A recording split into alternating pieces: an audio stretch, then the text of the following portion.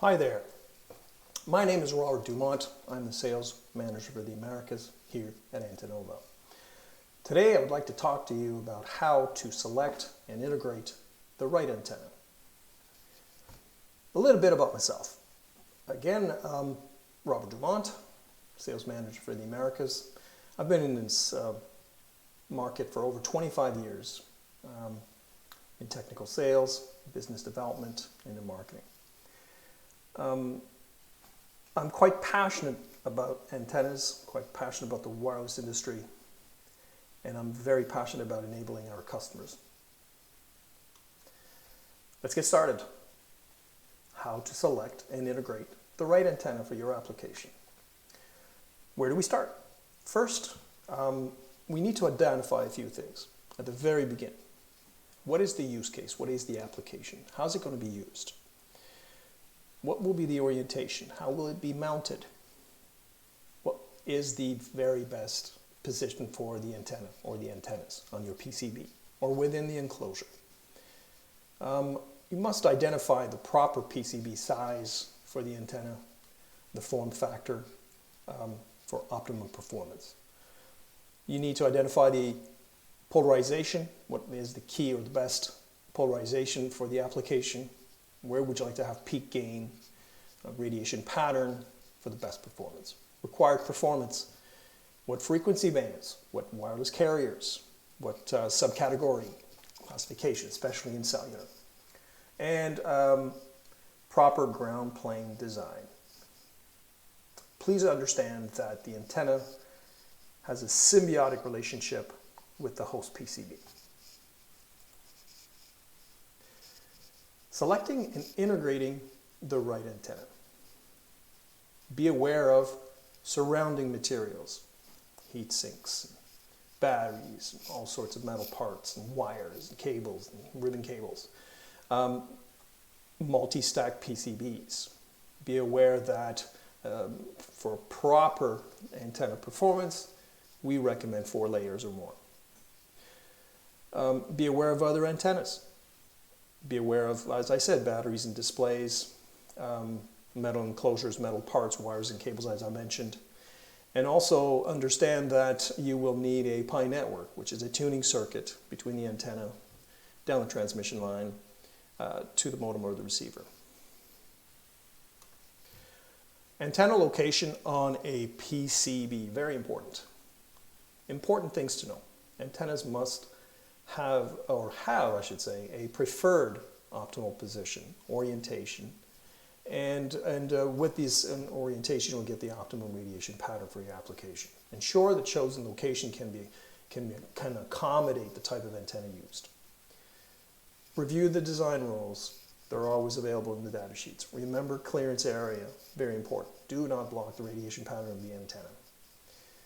Surface mount antennas are dependent on the host PCB. I can't stress that enough. As such, a host PCB shape and size will influence the antenna performance. Here's 2 examples. To my right, you have there a planar inverted F antenna, an on-ground antenna, which is a very good type of antenna structure for GPS. Why? Because it has very good performance, very peak gain, pointing towards the sky. An omnidirectional radiation pattern, such as this radiation pattern, is ideal for Wi-Fi LTE applications. Why? Because it has a hemispherical radiation pattern, a fairly regular gain throughout 360 degrees. Antenna types. There are many types of antennas. Today we're going to focus mainly on surface mount antennas. I've broken them down here in 4 basic groups. Surface mount or chip antennas, SMD antennas. There are several technologies used. Laminate is very popular, so is ceramic. And as I said, there's some on-ground and ground plane free antennas. This is important to know. Some applications are so dense, so populated, limited real estate, and there might be devices right below the antenna. If that's the case, then an on-ground antenna, such as a planar inverted F or PIFA antenna, would work quite well. The second group of antennas, off-board antennas, such as flex PCB or FPC antennas, and also what we call blade antennas. These are typically rigid or FR4 antenna structures on dielectric material. There are other antennas such as stamp metal antennas. These are, as they are called, stamp metal, so they're a bent piece of metal. And these are typically custom. Also, LDS or laser direct structuring antennas. LDS antennas, you see an example here. They are an antenna structure on a plastic carrier. And finally, external or terminal antennas. I'm showing you an example of some of our antennas. These are typically external mounted on directly onto a connector. Antenna types, pros and cons. Surface mount antennas are less expensive and they are off the shelf, so they're readily available. They have a very high repeatability. They're perfect for pick and place machines and ideal for mass production. FPC antennas, flex PCB antennas, require hand assembly, should have location pins or plastic carriers to ensure repeatability. Being mindful of cable routing, that's a very important thing, as the cables, RF cable, are an integral part of the FPC structure. Stamp metal are application specific. They're custom made, so there's going to be NRE, there's going to be some tooling. These are upfront costs, and they're typically high MOQs, minimum order quantities. LDS, or laser diffused structuring antennas, are application specific as well. These are custom made. There's a significant NRE and tooling cost, and typically a quite high minimum order quantity. For that reason, in this presentation, we'll be focusing on surface mount antennas, as they are less expensive and readily available. Antenna placement. I'm showing you several examples of antennas. The first one, top left, this is a center on long edge mount antenna, followed by a corner mount. This would be a planar inverted F antenna on the corner, on metal, on a long edge. Here's another example of corner mount, and here's an example of an LTE antenna on the short edge. Recommended minimum board length. This is a very important subject. As you will see here on this table I've created, is that the longer the board, the longer the wavelength, the longer the quarter wavelength, or quarter of the quarter wavelength, and also the board length. Sorry. So I'll start with the most challenging would be the latest bands that carriers have just released, announced. The 5G, first generation of the 5G services with band 71. The frequency is at 617 megahertz, and a quarter wavelength at 617 megahertz is 121.56 millimeters in length. So that's a significant PCB ground plane length, and that should be accounted for from the start. I'll give you a few more examples. Band 12 in LTE, the frequency is 699 or 700 megahertz, and the quarter wavelength is 107.3 millimeters in length, which is why you may ask why, for example, this LTE antenna, our antenna called the Inversa, the ground plane length, or the PCB evaluation board length, is 125 millimeters, which is a little longer than quarter wavelength. And as frequencies increase, you will notice that board lengths can be much shorter. GPS, quarter wavelength at 1575 megahertz is 47 millimeters. And 2.4 gigahertz, perfect for Bluetooth obviously, and Wi-Fi, 2.4 gigahertz. A device can be much smaller and still perform quite well. Quarter wavelength is 31.25 millimeters. So this is an important subject to remember when you are planning your product. And let me expand on this, why ground plane length matters. Here we're doing an exercise of Wi-Fi antenna, or 2.4 gigahertz antenna. And we're testing it on a number of sizes. So the smallest of size is the square box there, the red, in red.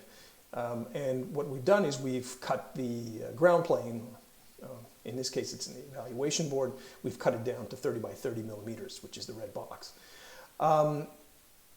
That would be displayed here, and what do we see on the graph is efficiency versus frequency, and it is for the 2.4 gig center frequency at 2.45 gigahertz. And what you see here on a 30 by 30 board, you have a worst case scenario, approximately 47% efficiency, and peak efficiency at a little more than 60%. Now let's say if we expand this this board, let's say it is 30 by approximately 40. This would be, I do remember, 37 millimeters. So 30 millimeters by 37 millimeters. It has not budged very much. Why is that? Well, it's because we are at quarter wavelength at 2.4. And this is the performance on a board that is approximately quarter wavelength by quarter wavelength. Then we've expanded the board at 40 millimeters by 37 millimeters. And here we are. It is a significant jump between 30 millimeters and 40 millimeters. We've crossed that threshold. We're now greater than quarter wavelength. And we have a worst case scenario in the vicinity of 67, best case efficiency at 76. Then we've expanded that at 16 millimeters in width, which is close to half wavelength. What's interesting is that we have not gained much. We're now slightly greater gain, but we have not. We've really have not done any better. So the moral of the story here is anything beyond quarter wavelength is desirable. Okay. Here's designing an embedded antenna,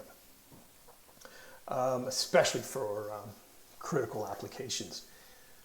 We recommend that you have a very minimum three axes where you are not blocking the antenna.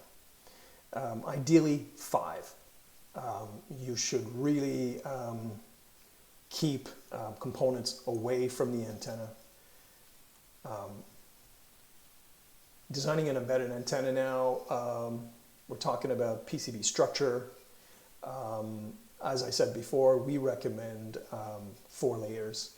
We would recommend the 50 ohm trace to be on the top layer, and we would recommend 4 layers, as I said, and also a ground layer on the bottom layer. And the top and bottom layer should be stitched together.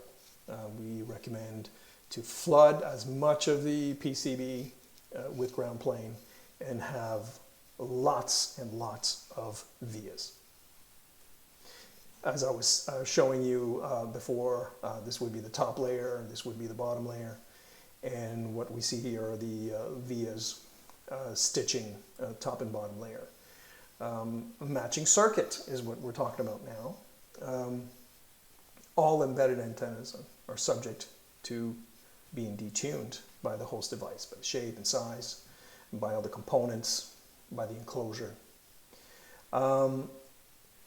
Here is what we recommend, a coplanar waveguide, which is a center conductor between the antenna and the modem or the receiver. And it is typically on the, and recommended on the, to be on the top layer. We offer a coplanar waveguide calculator, a transmission line calculator. It can be found on our website. There are several of them online. The pitfalls I was mentioning before, PCB form factor, too small or irregular. This will greatly affect the radiation pattern, greatly affect the efficiency of the antenna. Insufficient ground plane or broken ground plane. So we can't stress enough that you should flood the top and bottom layer and consistently have the ground throughout. Antenna coupling to adjacent components, large components, metallic parts, coupling with the antenna, dropping the antenna efficiency. Antenna radiation is blocked by large metal parts, by metal plates, by enclosure. That would obviously greatly affect the radiation pattern. If the design rules are not observed, if it is the wrong antenna for the application, if it's a poor layout, this would obviously greatly affect the radiation pattern or the efficiency of the performance of the antenna. And if the antenna is not adequately tuned, it may be performing quite well. However, it could be off frequency, therefore having poor performance.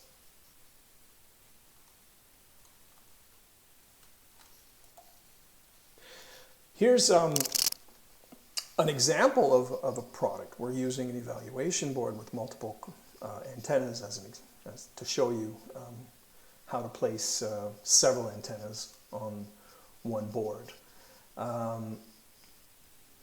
As you can see, it's a sizable board, and on the board you see several antennas. I will start with the cellular antennas, which are on the top left and top right. Two LTE antennas there. Notice that they are 90 degrees out of phase, orthogonal to each other. Therefore, the radiation pattern, one versus the other, will be orthogonal. So one antenna will have peak gain in one orientation, the other antenna will have peak gain in the other orientation, limiting near field interference. Same thing with the 2.4 and 5 gig antennas, bottom left, bottom right. Same again, they are orthogonal to each other, but they're also orthogonal to the LTE antennas to limit interference. And then there, we've placed the GPS or GNSS antenna in the center, bottom left. We tried to keep them away from all antennas. And same thing with the Bluetooth antenna, we've placed it between the two LTE antennas.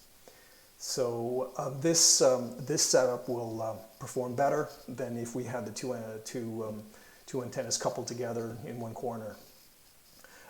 This would be the ideal layout or setup for MIMO or diversity applications. If it is not possible to have all of these antennas on the very same board, it's simply too populated, then we recommend that you look at a combination of surface mount antennas and FPC antennas.